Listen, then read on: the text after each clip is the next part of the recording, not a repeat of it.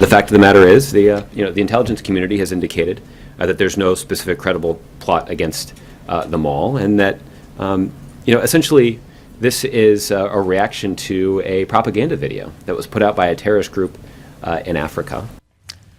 Has the time come for American Muslims to look inward and inside their own places of worship and prove they are doing more than lip service to help the cause of stopping the homegrown and home-based radical effort?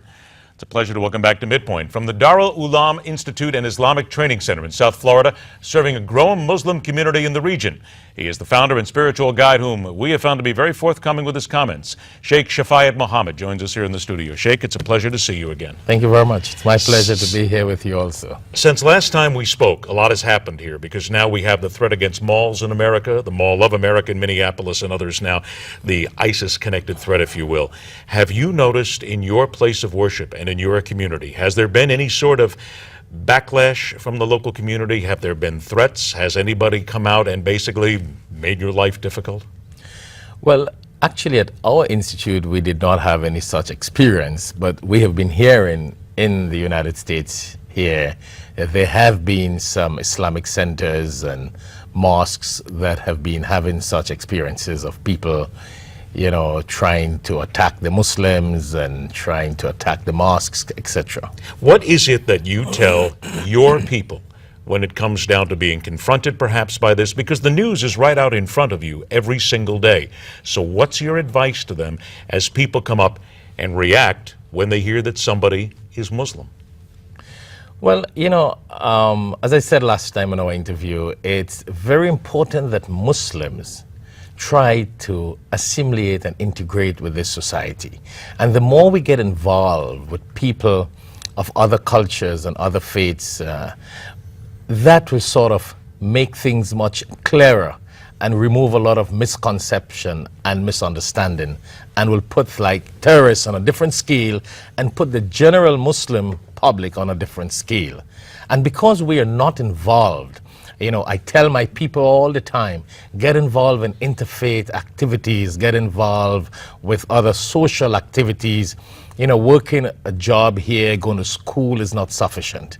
We need to get involved with other communities, publicly, professionally, as opposed to seeking our own educational and financial interests. And I think if we do that, a lot of Americans, or maybe I should put it in a better way, other cultures and other faiths, will begin to see Muslims in a different light. But do you see and do you feel the Muslim population and the community doing that? Or are they pushing back? Because quite frankly, what you're talking about here offends some people. Because I've spoken to Muslims who say, I don't need to do that. That's not my job to do that. It's the job of the other people to accept me for who I am.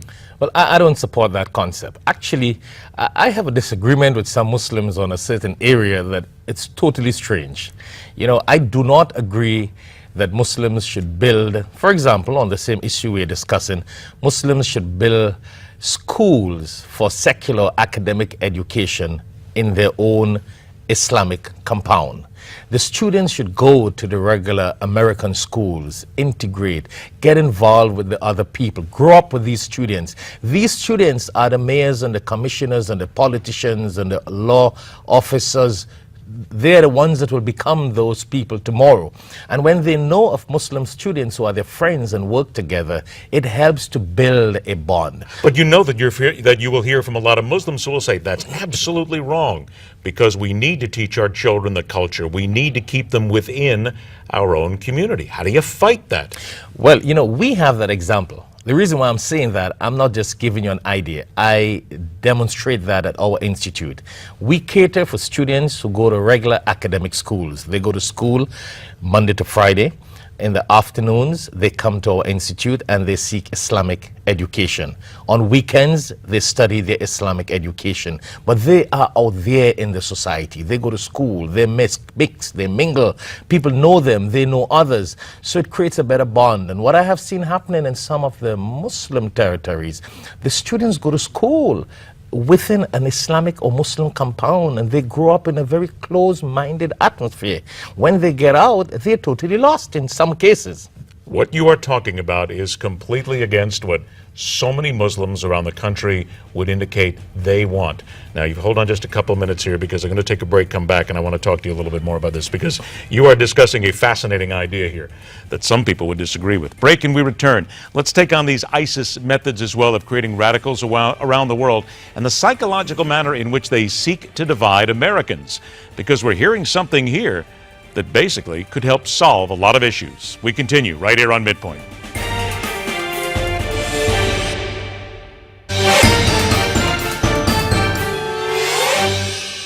Welcome back to Midpoint. The founder and principal of Dural Ulum Institute in Pembroke Pines, Florida. He lectures around the world on Islam, interfaith issues, and cultural diversity. Sheikh Safayed Mohammed joins us here in the studio. Sheikh, let's continue where we were. You realize, of course, that what you are discussing is something that we have heard from many hardcore Muslims, and we'll use that word, radical extremists, who would say that's the wrong thing to do. There are people who would be very angry at you for doing this. Are you prepared for the backlash? Because let's face it, there are a lot of Muslims in this country and around the world who do not want to rock the boat because they are afraid of what the radical extremists in their faith will do to them. I know, but at some time, because of the sort of problems we are facing in the world nowadays, it is very important, and I think this is one of the most important time that scholars and Islamic leaders need to come out and be very vocal on these issues, and as we say, separate the sheep from the wolf. There are so many people that I've spoken to who would tell me, and I've heard both sides of the story. Some will say when it comes to in the mosque themselves, that the mosque is very peaceful, that the people there are not looking for trouble. However, you will hear other government reports who will tell you that the mosques are the places that harbor the potential terrorists and the people who are trying to hide from society. And there are those who say that the Muslims themselves need to look inward, need to find the people, the potential bad guys, the potential bad girls, if you will, and they need to root them out, ferret them out, kick them out, maybe even turn them into authorities. Would you suggest that? Well, first to begin, I don't support the fact that the mosque breed terrorism or breed terrorists. You don't believe that? I don't believe that, but I do believe that there are some radical clerics or some individuals who individually would try to recruit and brainwash people towards terrorism, this sort of militant Islamic style nowadays. Is it then your responsibility as a leader, as a cleric yourself, and your communities to say that if you know one of these people, if you have someone who's involved, make the authorities aware? Of course, I think it's the responsibility of every Muslim, because such a thing will harm everyone, as we see happening right now. Muslims are being jeopardized because of this sort of misrepresentation. One or two guys go around with this terrorist mentality, and it tarnishes the entire mosque, the entire community, the entire Muslim world. So therefore, it is the responsibility of every Muslim to ensure these sort of radical-minded people don't prevail. Then what do we do in this society to keep the young people from becoming radicalized, if you will? Let's look, for instance, at ISIS. Very well done with their marketing and their PR. They put out videos, quite frankly, that show how people get ready to become terrorists. And they're pretty mild, if you will. People dressing as bushes for camouflage and people hitting some of this right here. This is very amateurish. But how do you then convince the young people in your community not to become part of this? How do you keep them from falling under this spell? Well, it has to be education. What kind of education? Religious scholars, Islamic scholars need, or the Islamic leaders need to have conferences and programs and seminars to educate our young people on this aspect, that they should not get involved in terrorism. But how do you get the young people to listen, though, Sheikh? Because let's face it, 15, 16, 20-year-olds, I was one once, so were you. We didn't listen much when we were that age. I know, we had a sort of rebellious sort of Yes, spirit. and they still do. Well, not only terrorism need to be spoken about, I think they need to also educate them on America, the West, and what's happening, on the truth, separate falsehood from truth, because a lot of times these terrorist-minded people brainwashed these young people with certain aspects and a one-sided picture. That's why I said that, I recommend that people start sending their kids to regular school so they will get to understand the real picture out there. When they're in a closed walls, within their territory, their school, their people. They're isolated. That's all they're seeing and hearing. So they hear one type of news. They don't hear the other angle of things, and therefore they become angry. And sometimes, I don't want to be misquoted, sometimes these terrorist-minded guys are just brainwashed with one thing, and they may want to justify their anger because they don't have the knowledge of what's really happening. I only got about 20 seconds left here. The parents at your community, do they agree with this? Oh yes, our community is very, Most, not all? I may have one or two guys now and then will give me a little backlash and say why you did this and why you do that, and then I'll have to get up and give a sermon and do some clarification, and then they would understand in some case, because most of the times they really look at things from a one side and they don't understand the true picture. And that has always been the problem. Sheikh, I'll tell you this, you are the most even-handed person that we have spoken to in all this.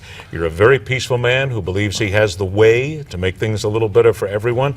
We wish you a lot of luck, seriously. Please come back. We'll continue to talk. Thank you very much. It's a pleasure, my friend. Thank you so much. Sheikh Safayat Mohammed. Well, let's move on. Critics say law enforcement needs to be retrained after several controversial interactions with their citizens. Certainly, we talk about what happened in Staten Island and other places as well. One veteran cop says that is a waste of time. We'll talk to him when we continue, right here on Midpoint.